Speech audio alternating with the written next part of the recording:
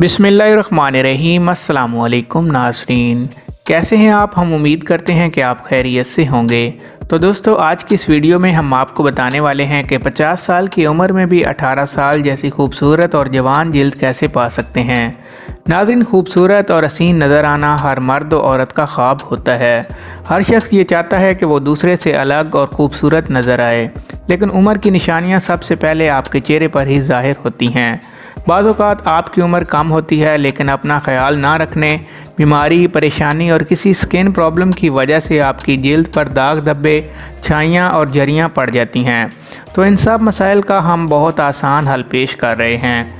Video में आगे बढ़ने से पहले आप लोगों से रिक्वेस्ट है कि वीडियो को पूरा देखें। वीडियो अच्छी लगे तो वीडियो को लाइक और चैनल को सब्सक्राइब करें। नाज़रीन, किसी भी ब्यूटी सोप और ग्रीन टी से आप एक शानदार क्रीम बनाकर अपनी जिल्द को नए सिरे से जवान और शगुफ्ता बना सकते हैं।